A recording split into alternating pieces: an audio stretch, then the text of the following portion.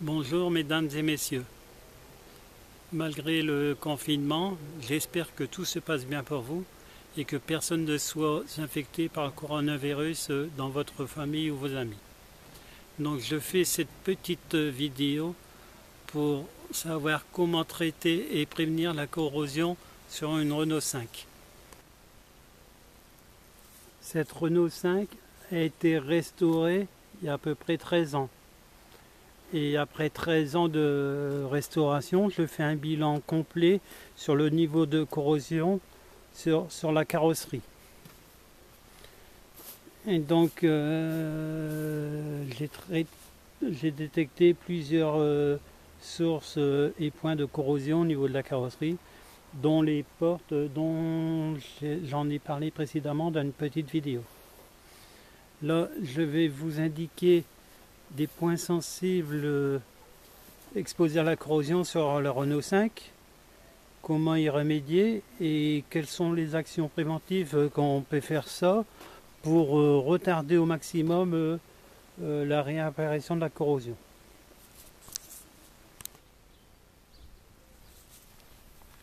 Outre qu'à l'époque le traitement anti-corrosion des tôles n'était pas fait, il y a d'autres sources aussi qui amplifiaient l'effet de corrosion dans le véhicule, notamment au niveau des protections.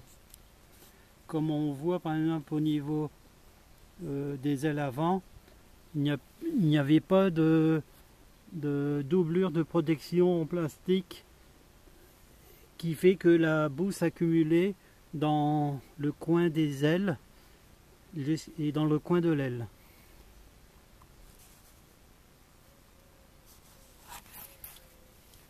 Donc la corrosion est amplifiée dans l'aile avant par le bout de la pliure qui est en angle très étroit. Donc quand la boue vient s'agglutiner et l'eau s'agglutiner là, ben, l'humidité reste constante dans le bas de l'aile, même s'il fait très chaud. Donc si ce n'est pas régulièrement nettoyé à ce niveau-là, et ben, la corrosion s'installe rapidement. Et on commence à voir des boursouflures ici à l'extérieur.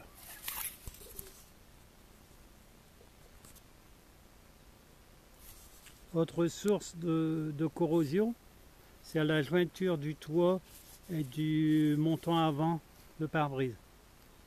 Donc à ce niveau-là, si il commence à y avoir de la corrosion, ça crée un trou. L'eau passe sous le joint de pare-brise et petit à petit, ben, la corrosion s'installe.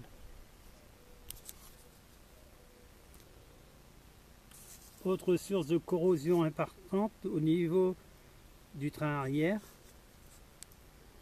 c'est que c'est un peu comme à l'avant. Comme il n'y a pas de doublure de passage de roue de protection, ben, quand il pleut et qu'on circule sur route mouillée, la roue envoie des projections d'eau dans la partie de fixation du train arrière. Donc comme cette eau part dans les longerons avec de la boue, ben, petit à petit la boue et les cailloux bouchent les trous d'évacuation d'eau dans les longerons. Et puis la corrosion s'installe rapidement. Donc moi, pour limiter ces effets, comme vous voyez, ici j'ai rajouté une protection en plastique qui cache cet accès à la boue dans le train arrière. Donc depuis 12 ans, ça a limité fortement les effets de corrosion sur le train. Donc depuis ce temps-là, il y a eu quelques points de corrosion qui sont revenus, mais c'est plutôt lié sur la partie arrière.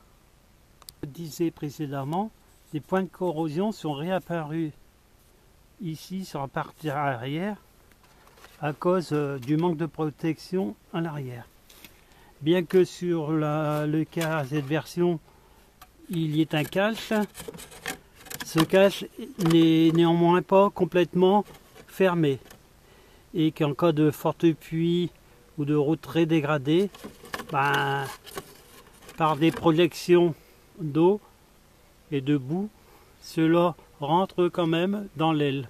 Et petit à petit, on voit apparaître des traces de corrosion à cause de ces moyens de protection rudimentaires qui limitent tout au plus, mais qui ne protègent pas complètement.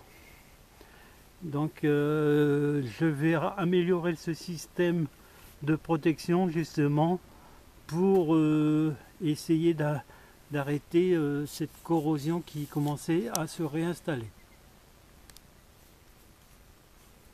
Sur l'autre côté du véhicule, à l'arrière, côté conducteur, donc moi j'avais fait un cache de protection sur cette partie-là qui a été beaucoup plus efficace que celui d'origine qui est côté passager. Et donc comme vous voyez, c'est fait avec du PVC souple qui permet que, en cas de projection, de ne plus rentrer dans la carrosserie. Donc cette partie-là est mieux préservée que l'autre côté. Les seuls points de corrosion qu'on voit encore apparaître, c'est un peu sur le bord des ailes là, dû aussi au climat très humide de ma région. Mais les effets sont beaucoup plus limités que de l'autre côté. Et comme vous verrez, j'ai refait aussi un système de protection au niveau du train arrière pour limiter aussi l'envoi de projection et de boue dans les fixations du train arrière. Autre de petites sources d'apparition de corrosion qui peuvent apparaître sur les ferrures de porte, ce sont les joints de porte par eux-mêmes. Donc là on ne le voit plus, mais je les ai traités en corrosion, mais souvent sur les bouts des joints de porte, la corrosion s'installe. Et puis elle finit par contaminer des fois la ferrure de porte. Donc si ce n'est pas traité rapidement, la corrosion peut commencer à s'installer sur les ferrures de porte.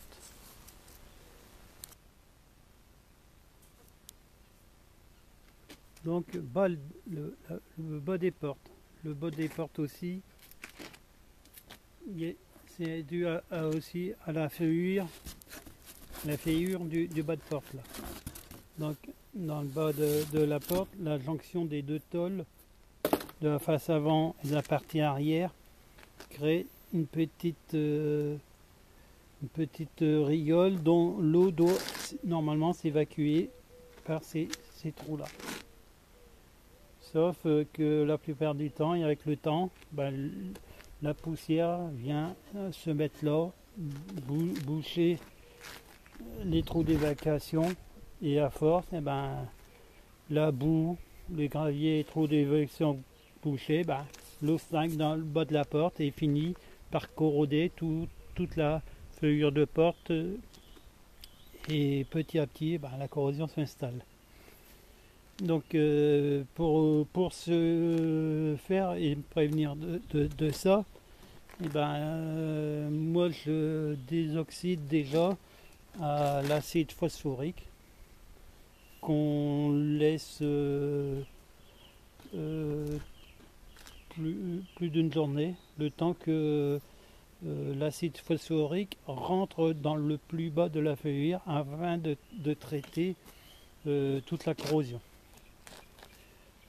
Une fois que le produit est sec, vous verrez, ça fait des traces plus ou moins blanches sur la carrosserie. Donc tout au plus vous brossez ou vous soufflez, mais vous ne grattez plus, vous laissez les taches blanches telles que c'est un moyen de protection pour la porte. Ensuite vous mettez une peinture anti-corrosion.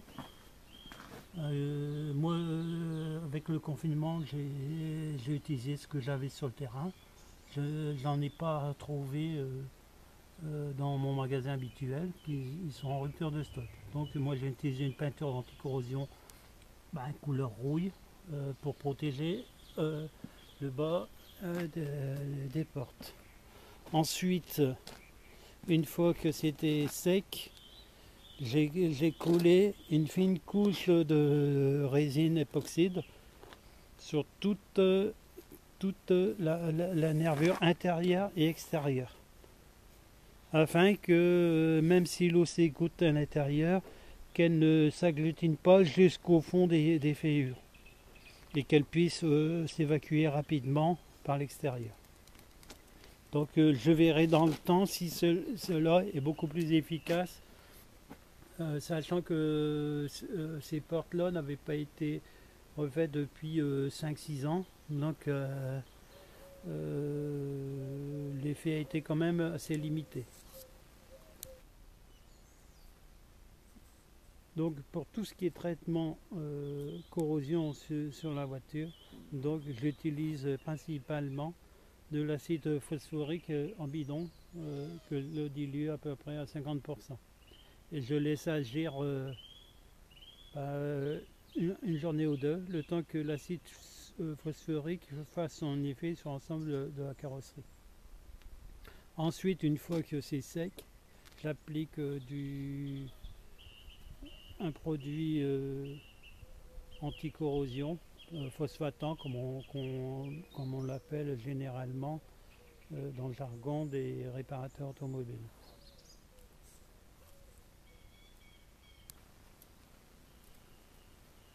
Comme pour cette Rodeo ACL, je vais faire ce même type de protection au niveau des ailes pour protéger le train arrière et les ailes avant de la corrosion en adoptant ce type de protection au niveau du train.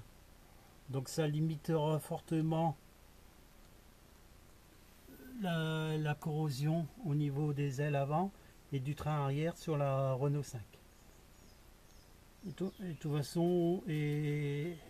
toute façon, aussi quand je nettoie la voiture au Karcher, si elle a roulé sous la boue, sous la pluie, l'étape de suite c'est que je souffle tout l'intérieur des ailes et du train à l'air comprimé pour être sûr qu'un maximum d'eau soit évacuée pour qu'elle sèche le plus rapidement possible et ainsi limiter les effets de l'humidité sur le véhicule.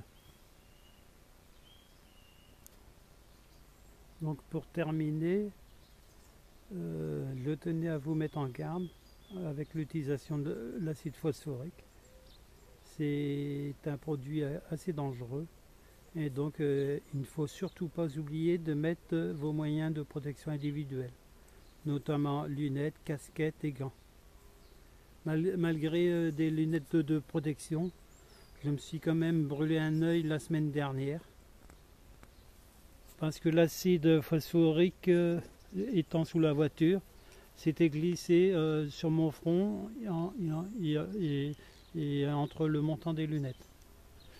Et donc je l'ai échappé de belle, mais ça va, mon œil se rétablit petit à petit. Donc je vous souhaite un bon visionnage de cette vidéo et j'espère que ça vous aura intéressé. Au revoir.